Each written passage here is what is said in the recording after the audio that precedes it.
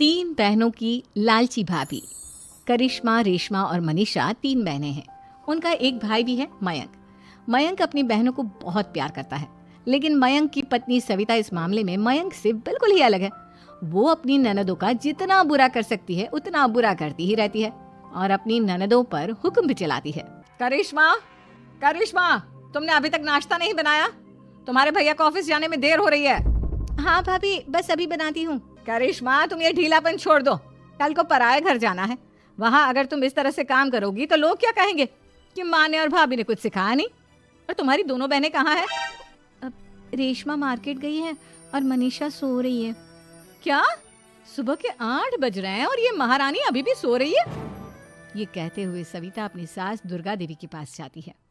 माँ जी, देख रही हो अपनी बेटियों के तौर तरीके? क्या हुआ बहू, सुबह सुबह क्या कर दिया मेरी बेटियों ने?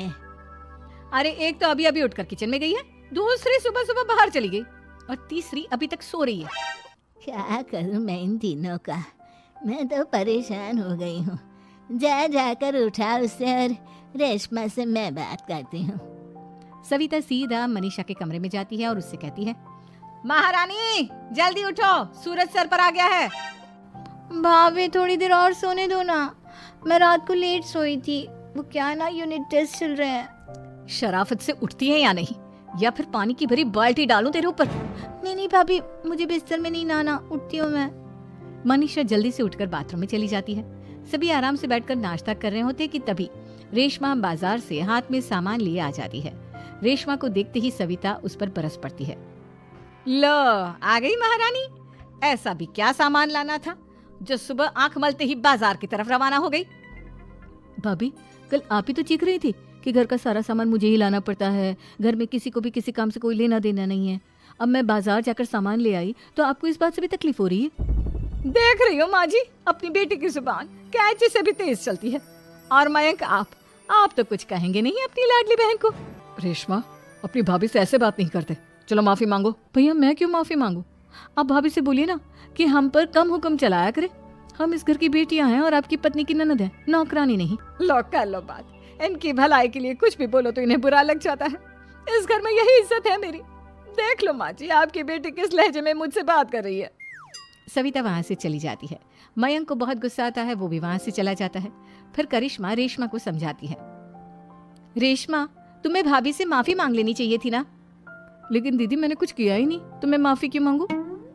हाँ करिश्मा दीदी, रेशमा दीदी जैसे ही घर में आई भाभी ही उन पर चिल्ला रही थी। हाँ, मैं मानती हूँ कि गलती भाभी की थी। मैं तो इसलिए बोल रही हूँ कि भाभी ने माँ को तो पूरी तरह अपने वश में कर लिया है। वो हमारी बात सुनती ही नहीं। मयंक भैया हमारे लिए हमेशा खड़े रहते हैं, इसलिए उनकी बात का मान तो तुम्हें रखना चाहिए था ना।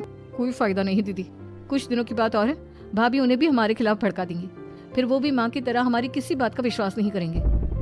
इसी तरह सविता अपनी तीनों ननदों को किसी न किसी बात पर परेशान करती रहती थी। एक दिन मयंक अपनी तीनों बहनों के लिए गिफ्ट लाया। करिश्मा, ये तुम्हारे लिए हार का सेट। रेशमा, तुम्हारे लिए सुंदर सी ड्रेस। और मनीषा, तुम्हें किताबें पसंद है ना, तुम्हारे लिए किताबें लाया हूँ। थैंक यू भैया। थैंक यू भैया। थैंक यू भैया। करिश्मा, तुम्हारा नेकलेस कितना सुंदर है, ये भैया कहाँ से ले आए होंगे? मैंने भैया को 3 दिन पहले फोन पर ये डिजाइन दिखाया था और आज भैया ये ले आए। सविता तो अपनी ननदों के गिफ्ट्स देखकर जल गई और करिश्मा का नेकलेस तो उसे भी बहुत पसंद आया था। अपनी बहनों के लिए कितना अच्छा नेकलेस लेकर आए हैं, मुझे कभी कोई गिफ्ट नहीं दिया। मैं आज ही ये हार चुरा लूंगी। रात में सविता करिश्मा का हार चुरा लेती है और इसी तरह उसे अपनी ननदों की जो भी चीज अच्छी लगती वो उसे मांगती नहीं, बल्कि रात के अंधेरे में चुरा लेती। इसी तरह दिन बीतते गए और सविता ने मयंक के दिल में भी उसकी बहनों के लिए नफरत पैदा कर दी। एक दिन मयंक ने करिश्मा और रेशमा के लिए रिश्ता देखा और ये बात उसने घर में सबको बताई। माँ, करिश्मा और रेशमा के लिए बहुत अच्छा रिश्ता आया है, वो लोग कल इन्हें देखने आ रहे हैं। आप और सविता मिलकर सारी तैयारी कर लेना। ये सुनकर करिश्मा और रेशमा खुश हो जाती हैं, लेकिन सविता सोचती है, अगर इन दोनों बहनों की शादी हो गई तो घर और बाहर का काम कौन करेगा? मनीषा तो 1 नंबर की कामचोर है, उससे तो किसी बात की उम्मीद लगाना ही बेकार है। मुझे इस शादी को रोकना होगा। अगले दिन सभी लड़के वालों के स्वागत की तैयारी करने में लगे होते हैं। तभी मयंक अपनी बहनों से आकर कहता है, तैयार हो गई तुम दोनों? देखो, दोनों लड़के बहुत अच्छे हैं, मैं कोई कसर नहीं छोड़ना चाहता, इसलिए तुम उनके सामने अच्छे से बिहेव करना और अपनी भाभी से लड़ने मत लग जाना। करिश्मा, तुम वो नेकलेस पहन लो ना जो मैं तुम्हारे लिए लाया था। भैया मैं बहुत देर से वो नेकलेस ढूंढ रही हूँ लेकिन मुझे मिल ही नहीं रहा। क्या तुमने नेकलेस खो दिया? तुम्हें पता भी है वो कितना महंगा था। तुम कोई काम ढंग से नहीं कर सकती। मयंक गुस्से में वहां से चला जाता है। थोड़ी देर बाद लड़के वाले भी आ जाते हैं। वो दोनों बहनों को पसंद कर लेते हैं और रिश्ता पक्का हो जाता है। लेकिन सविता के दिमाग में तो कुछ और ही खिचड़ी पक रही थी।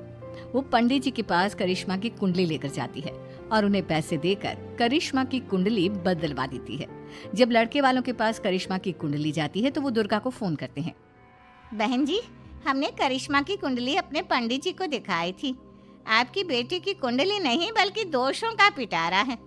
देखिए, मैं और मेरे पति इन सब बातों में बहुत विश्वास करते हैं, इसलिए हम आपकी बेटी से अपने बेटे की शादी नहीं करा सकते। इस तरह करिश्मा का रिश्ता टूट जाता है और सभी घर वालों को बहुत दुख होता है।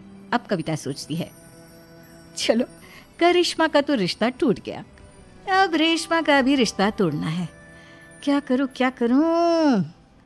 अब सविता आवाज बदलकर किसी अननोन नंबर से रेशमा के होने वाले ससुराल में फोन करती है। हेलो, मैं कौन हूँ कौन नहीं ये आपके लिए जानना जरूरी नहीं। बस इतना सुन लो कि रेशमा का 2 साल से किसी के साथ अफेयर चल रहा है। बस रेशमा का रिश्ता तोड़वाने के लिए सविता का इतना कहना काफी था। अब रेशमा का भी रिश्ता टूट गया।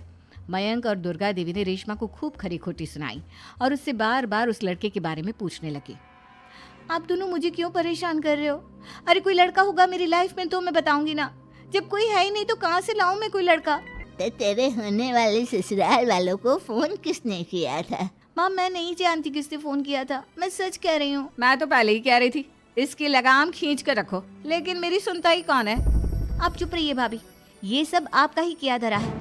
अब तीनों बहनों को विश्वास हो जाता है कि ये सब उनकी भाभी ही कर रही है। तीनों बहनें अपनी भाभी को सबक सिखाने के लिए एक वकील कर लेती है और घर में हिस्सा मांगना। देखो भैया, माँ बाप की जायदाद में जितना बेटों का हक होता है उतना ही बेटियों का, इसलिए इस घर के 4 हिस्से होंगे और हमें अपना हिस्सा चाहिए।